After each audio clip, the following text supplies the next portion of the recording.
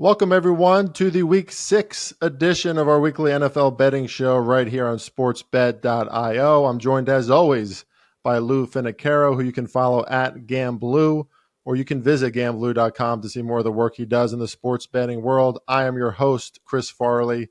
That's at Farley Bets on X.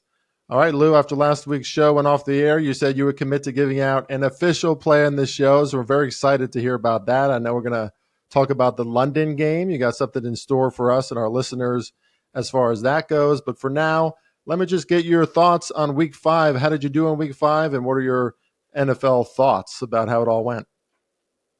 Well, when I answer these questions, I always answer them in regards to how I did in the releases I gave to my people. And that result was 2-3. So that's not the result that I was hoping for. The loss was a middle attempt, and it was on the total in the Sunday night game, Dallas and Pittsburgh. And we had over 37, and it hit 37. Those are usually losers on a teaser, depending where you shop. So we record the results and move forward. It is what it is. I don't enter the contests in Las Vegas because I don't go 82% and win those contests. I can have a great year and go 58, 59%, and that is a great year. And I've done it before. So far this year, I think I want to say I'm one or two games above Mason Dixon. So 13, 11, and 1 kind of thing. So I'm not setting it on fire. I'm not underwater. It's a grind. That's why I do it. I love the competition, and that page is turned. I'm focused now onto this week. Yeah, one of my few major accomplishments in the betting industry in a short 5-year career as a pro bettor is in the Circuit Contest 2021. We hit, I think it was 69% or 70%, something like that, which turns out to be a record that would have won first place many other years in Circuit Millions. We were just there in the wrong year. But yeah, there's a lot of luck that goes into that. The ball needs to bounce your way quite a few times. We know hitting 70% is not a norm for any NFL handicapper, at least that I know out there. 3-2 in those contest plays for me this past weekend, Lou. And overall, my plays, I was 5-3 leading up into the Sunday night game. But Steelers let me down. The Saints let me down. So slight win in Week 5 for this guy, but nothing to really brag about heading into Week 6. All right. Well, let's discuss these primetime games. We'll also discuss the London game on today's show. It's a very interesting matchup there. So we'll start with the San Francisco 49ers going up to Seattle after another fourth quarter where the 49ers just kind of let that game get away from themselves again. Lou, the 49ers have only scored 22 points in 5 games in the fourth quarter. That's a really interesting thing happening there at the end of games, struggling to close out. But then on the other end, the Seattle Seahawks, right, capitulating to a New York Giants offense without Malik Neighbors. That was a very interesting circumstance there. Of course, Seattle's still dealing with some injuries to their defense as well. But two teams in the NFC West coming off losses, expecting more from their seasons after some bad performances for the last 2 weeks. So this is an interesting game, and we're getting Seattle plus 3.5 or plus 3 at most books, Lou. What do you got on this one? Yeah, what we have here is a short week. And so the home team, Seattle, immediately starts with some advantage because there's no travel, and the other team gets a bagel, cream cheese, glass of orange juice, a massage, and gets on the plane for the next game. Look a headline here, 3.5 48, now 3.5 47.5. And really, this is a walking wounded game. The only injury reports we have are on this game this early in the week. San Fran's missing 2 safeties, 2 defensive linemen. The kicker's out. Their offense has no continuity because there's been nobody in all at the same time. 1 week it's Ayuk, 1 week it's tight end Kittle. Oh, Kittle's dinged up this week, by the way. So you're really talking about San Fran's problems on offense are injury related, their lack of continuity, as well as the fact that the schedule makers have jobbed them 2 years in a row. Our biggest season total bet was a double bet on San Fran under 11.5. based on the fact that total rest, which they haven't gotten to yet, was minus 22 this year. Net days rest over the rest of the league. It's the worst in the NFL. And last year, San Fran had the worst NFL rest ratio at minus 20 last year. So that last year their rest was negative. They played all the way to the Super Bowl, lost, come back. Their running back, who had 340 touches last year, hasn't played for them this year. This was somewhat predictable. But to get to this game, we have division teams. They know each other. Immediately, I want to look at why I would like Seattle. But geez, I look at Seattle. They make San Francisco look healthy so far this week. They got 2 linebackers out, 2 defensive tackles out, a safety's gone, 2 offensive tackles, and a linebacker, inside linebacker, hit injured reserve this week. So this is also Seattle's 3rd game in 10 days. So this game here, if you got to bet this game, you don't know that there's playoff baseball going on, but this is an avoidable game at all costs. However, with a gun to my head and you're going to make me look at something, I'd have to consider Seattle at home on the points on a Thursday, second string team against second string team. I think Seattle is overall a team that one can be relatively optimistic about. And San Francisco, I think, is going to have a devil of a year. Yeah, and the one thing for Seattle is at least they do have some continuity on offense. San Francisco is bottom 3 in the league in third down conversion rate allowed, yards per pass allowed, yards per carry allowed. They're just hurting right now, and so is Seattle. But I think we could see some points in this one, Lou. I'm not going to jump on that either because it is a divisional matchup, and it matters a lot to these two teams after how poorly their defense has played. But like you, I see the value on the home team in this one, if anything. Let's move on to the London game where the Jacksonville Jaguars, this is kind of their home away from home, isn't it? Since they've been going there every year for a very long time. So this is Chicago hosting Jacksonville, but not really because it's in London at Tottenham Stadium. Again, Chicago opened up as a 1.5 point favorite, and that is up to 2.5 now in favor of the Chicago Bears. Of course, probably the better defense. I mean, it certainly feels like Jacksonville is allowing other teams to do a lot after we saw a 71-point game there against the Colts and Joe Flacco throwing all over that Jacksonville defense last week. But, Lou, I kind of like this spot from Jacksonville because at least they got a win, right? There's a little bit of positive momentum now. And again, this travel over there to London, they've been there many times, right? It's the same roster, the same group mostly has been going over there, where Chicago is full of young players. I'm not sure how they're going to handle this one. So I see slight value on Jacksonville at a venue that they're familiar with. And since they are the underdog, a bit surprised that this has went up in Chicago's favor.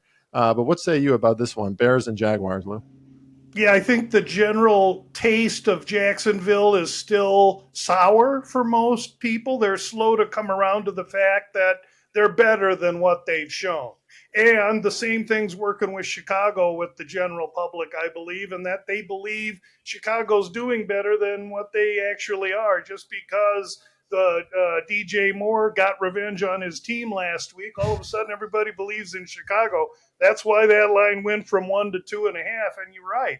Jacksonville, this is old hat playing in London for them, and yet you're going to call this a home game for Chicago? I can't. So Chicago's got the distraction of the travel going to London. They're on a bye afterwards. How many of the players are making arrangements to stay a day or two? So there's all kinds of potential distraction on a team in Chicago that I'm not yet sold on, going out to Jacksonville's home city that they're going to eventually be playing at in a decade or so, maybe less. And so I think there's a lot of compelling reasons for Jacksonville here. When I look at the brass tacks of the game, I see what sticks out is Chicago's defense. That's a top 10 defense.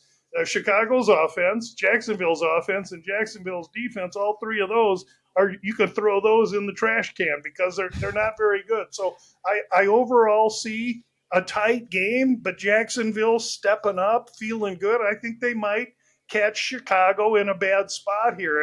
And because I am going to try and make a release on these podcasts, they're probably going to be Thursday or Saturday morning games because I don't have the information I need as far as rosters and who's practiced and the continuity of each team to give you a Sunday game just yet, but boy, I sure do like Jacksonville here, and I'll either wait and see if I can't get the 3 here with Jacksonville. I think it's doubtful that I would.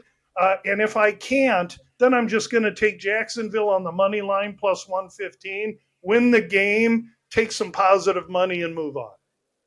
Yeah, I like it, Lou. And some positive things for the Jaguars, too, is it looks like all the reports that I'm reading say that Evan Ingram should be back for the Jaguars, too. Just, a big athletic tight end that gives them another option, at least in the middle.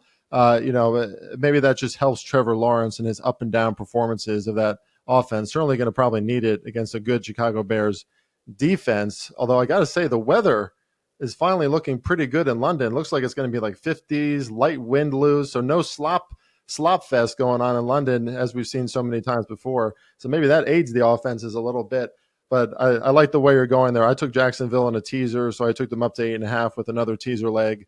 I guess I'll just give it out on the show. It was the Bucks, but you can't take the Bucks anymore because that line is completely switched due to Derek Carr's injury. So I'm on Jacksonville's side in some way as well.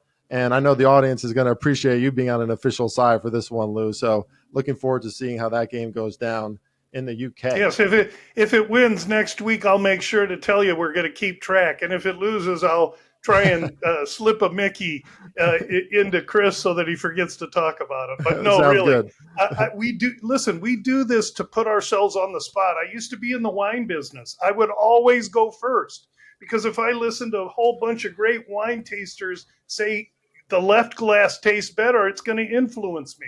I'd rather go first and really put myself on the spot than let all the experts show me whether I was correct or not. And so I'm on the spot, and I'm on Jacksonville on the money line. 100%, and not an easy place to be on the spot, especially first one to the spot in this crazy Twitter X world of gambling Twitter, as they call it. But anyway, we digress and we proceed onto the Sunday night football game. This one is really tough for me, Lou, because again, as I'm sure our audience knows at this point, I'm a New York Giants fan.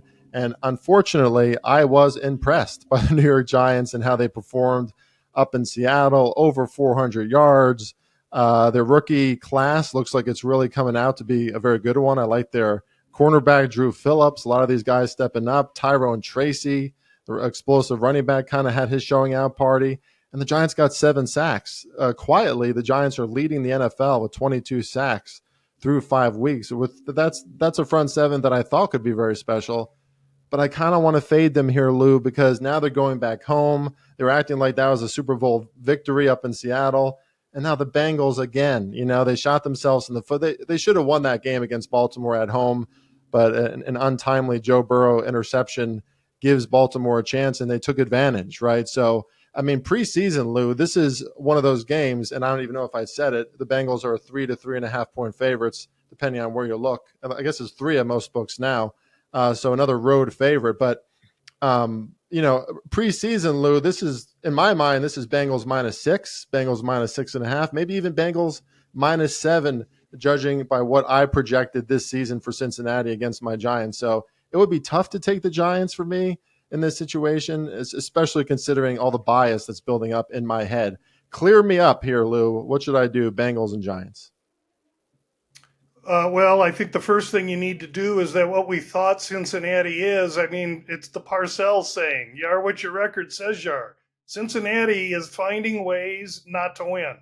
It's as simple as that. Yeah, they got talent, but talent doesn't make them 3-3 or 3-2. It makes them 1 and whatever.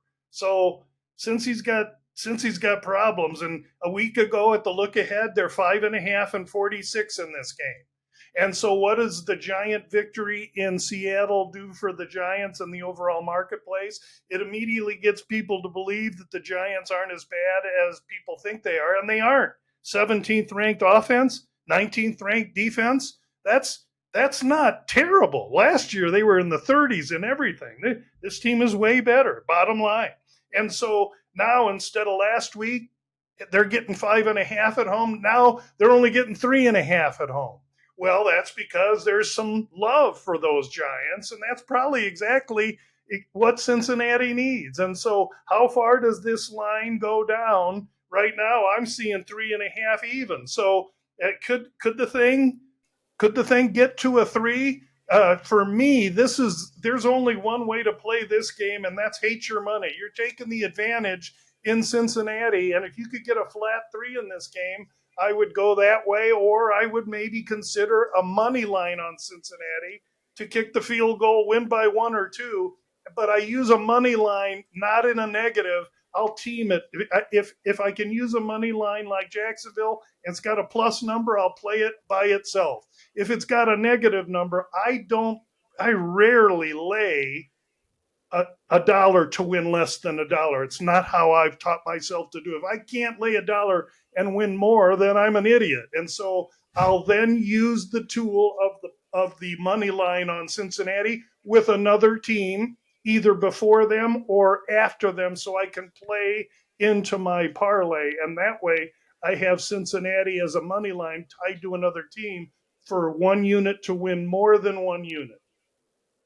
Yeah, I love it. And I think there are some pretty good parlay legs you can install in there, or money line teams available. A team like the Lions comes to mind just for me off of a bye week. Go ahead, Lou. And if I may, so far this year, guys taking baths in money line parlays are getting scalped. So there's risk here. I mean, if you watch this circa millions, all these favorites early in the season got chopped, and it's not automatic. I had the Jets, what was it, a week or so ago in London against Denver 2 weeks ago, thinking that's an easy win on a money line. It wasn't. So these aren't automatic. You got to be strategic. However, after the amount that have come in early in the season, I'm not afraid of some money line favorites about right now because everybody's scared of them.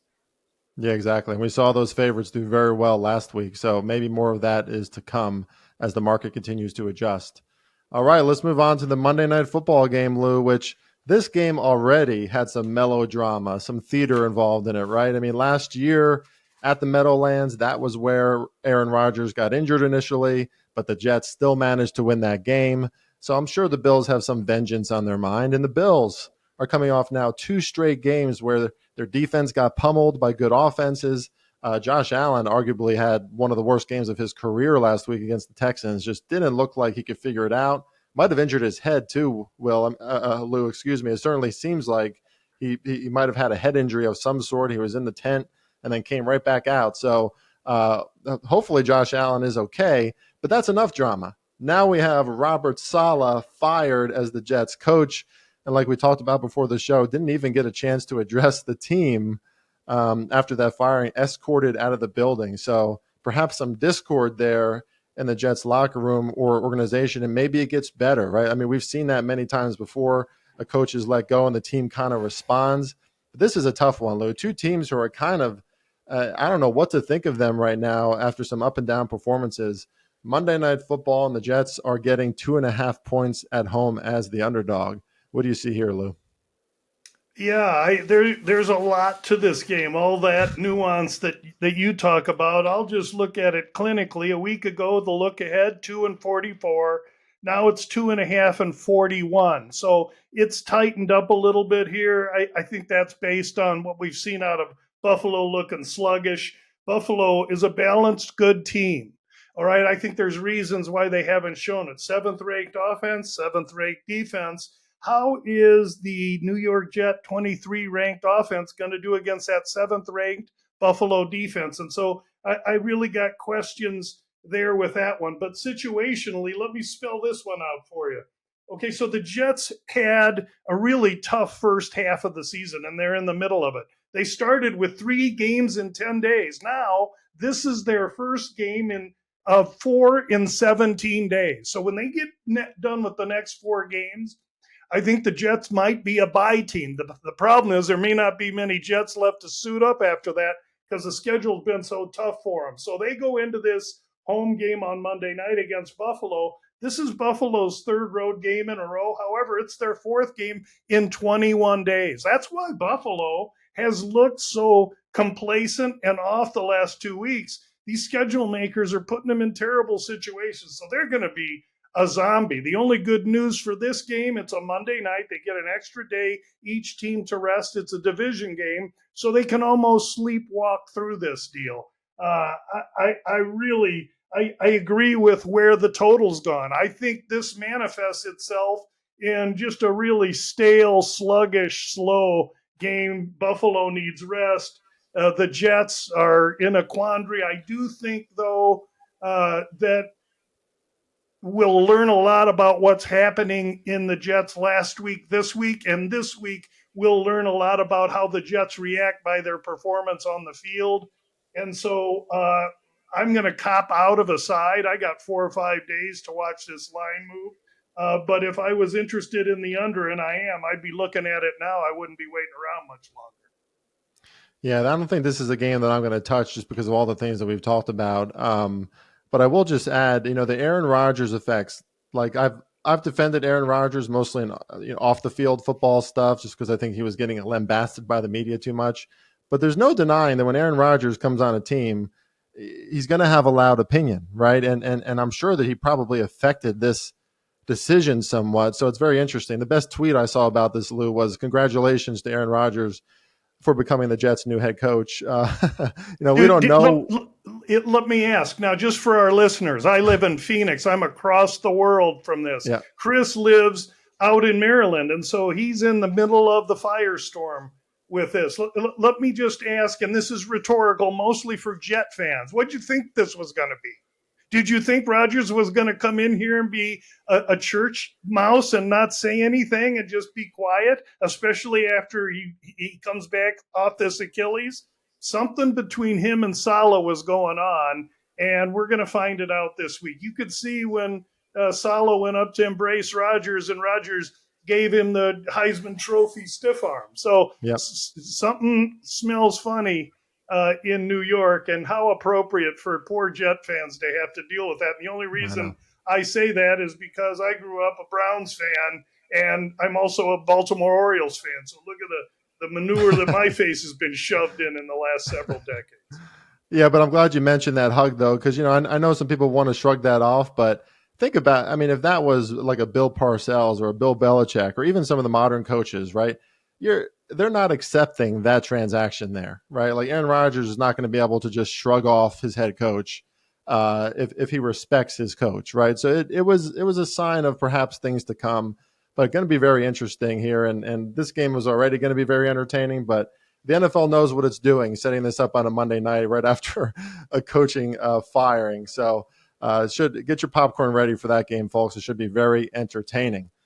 All right. Well, once again, for Lou Fenacaro, I am Chris Farley. You're with us every single week here at sportsbed.io, going over these primetime games and a little bit more than that. And don't forget, Lou gave out an official on this play. He does like the Jaguars, and I like them too in London. Expect them to be pretty feisty. For Lou, for myself, for sportsbed.io, have a great week 6 and good luck with all your wagers.